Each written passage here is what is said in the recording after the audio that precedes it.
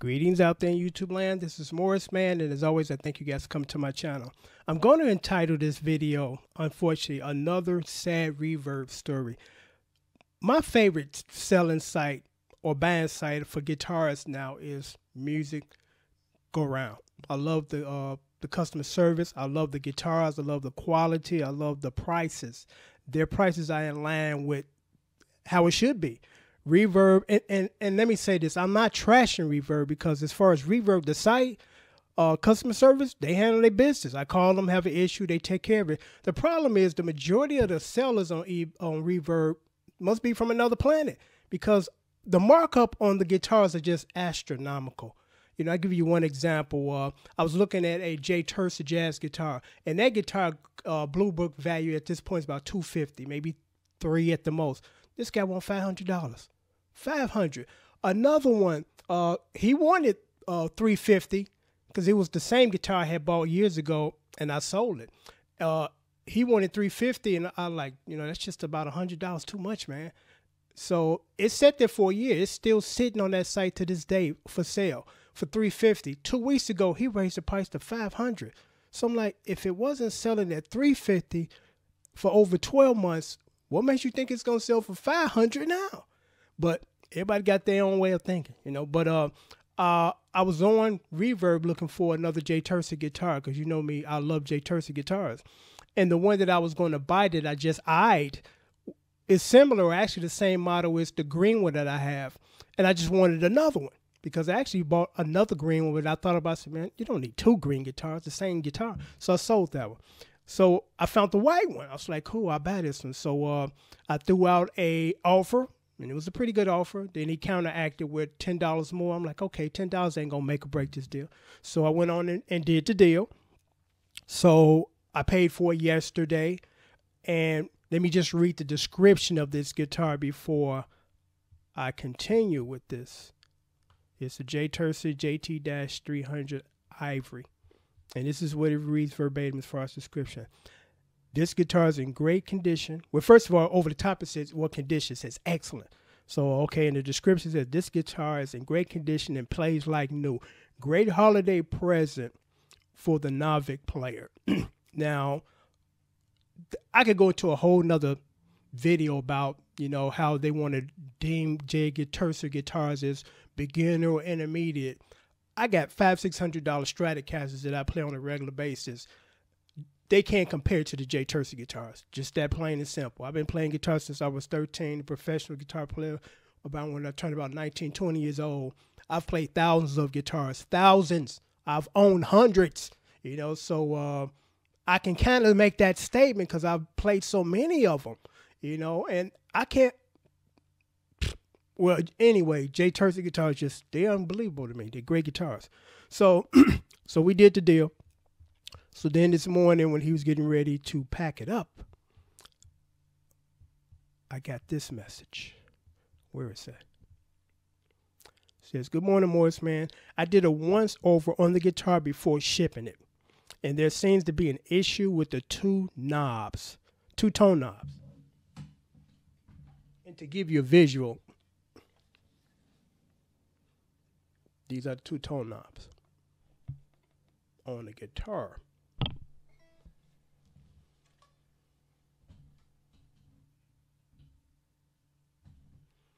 Okay, he said there seems to be an issue with the two tone knobs.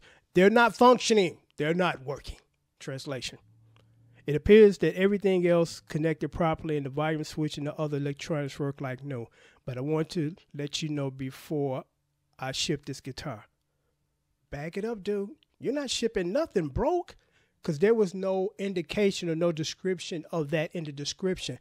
Here's my problem. And most of us would do this, and some of us would do that. Before I even post the guitar on my channel that I sell you guys, I play the damn thing. I make sure there ain't nothing wrong with it. And if it is, I include that in the description. I don't do this after the fact. Oh, already's been sold, so let me check it out. No, you check it out before you sell it. Hello, you know? And this is a company. This is not just one dude. It's like, come on, man. Unless you got 1 million guitars in inventory and you'd only do it on staff and you can't check them all, that's the only excuse I'm going to accept. Check your shit before you sell your shit. Just that simple. You know, so you know, it's funny that it's like, I'll let you know before shipping. I'm not buying this now. I mean, that's a deal breaker, you know. And then some of us would have done this. Well, I'm going to offer you a lower price since I just realized something ain't working. I'm gonna I just want to let you be sure know this before you ship it. You're not shipping nothing to me. You send me my money back, you know. So I have problems with this, you know, all the way around, you know, because first of all, you check your shit before you sell your shit. You know, that's simple. So it wouldn't be no issues like this. And if there's an issue, you post it. So my response was, let me get this. Let me make sure that what you're saying. Well, basically I said, so the tone knobs are not working? Please confirm that because I'm not interested in the guitar. In that case, there was no mention of that in the description. I'm looking for a fully functional working guitar, you know? So he checked. So then I went in and just applied for a refund. I was like, you know what? Just send me my money back, dude. The tone knobs are not functioning. I apologize since I was not aware of this until this morning. You should have checked your shit before you sold your shit, dude. You know, just that simple, you know? Thank you for your patience, and I will send you a refund. You know, that was a waste of my time and my money because, again, that could have been easily headed off by checking your shit before you sell your shit.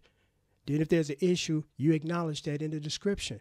It's still after the fact. That's a piss poor process of selling anything, you know? And I only get stuff like this on Reverb, you know? I had another guy sent me a keyboard module, and the internal battery was going out, and it clearly said that across the screen because it tells you, said, check the battery or replace the battery soon.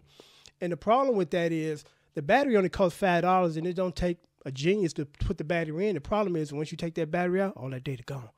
Unless you got it in backup, you shit out of luck. You didn't just pull the plug and ain't nothing in there. It's an empty module. You know, most of us would have done this. We would have backed up that data. Then we seen that the battery's going out. We would have changed the battery and uploaded the data back in. You got a brand new battery data in there. We all good. And still, you're going to be lazy and push it and pass that on to the next guy that's buying it, that he has to go through all that. And that's not a problem if you're willing to give a significant discount.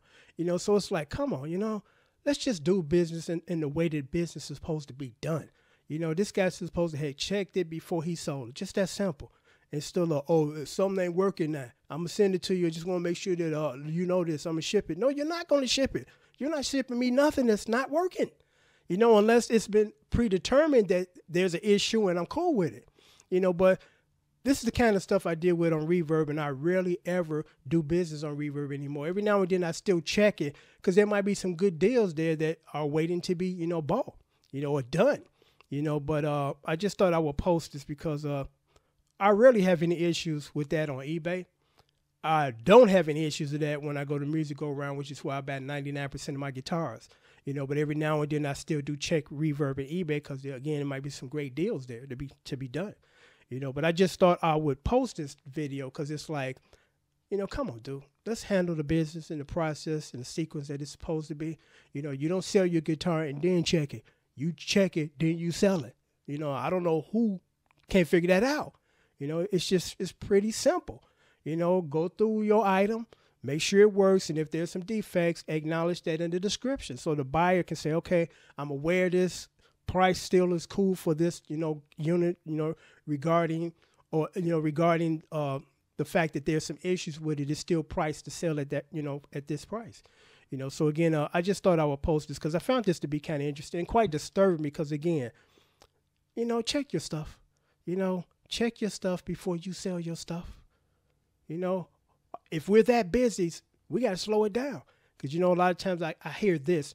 And in business, this word is not acceptable. I forgot. Or I got busy. You know, nobody wants to hear that. They want to hear the deal is being done or the deal is not going to be done. You know, to me, that's just an excuse because you didn't do your job. You know, and no one wants to hear those excuses, especially when they could have been avoided. It's different. You're late for work because somebody hit your car on the way to work, or, you know, you're on the way to the hospital ambulance. That's totally understandable. Totally out of your, you know, out of your hands to deal with this. You know, this is unexpected and, you know, but I'm going to sign off now. I want to just say this real quick because since I got this open, on PayPal, a lot of times, or eBay, should I say, with PayPal, it's real simple. Do not open any emails that looks like PayPal when you open it up, or should I say when you open it up and it says "Dear Customer," delete it, because 100% of the time PayPal will tell you they do not address their customers as "Dear Customer." They address you by your full legal name, your first and your last name. So when you don't see that, get rid of it, because I'm getting this. This is a new scam when PayPal, or supposedly PayPal, sends you an email, which is not PayPal, and they say, "Do you want to dispute this transaction?" And it's a transaction you didn't do, and that's the first red flag.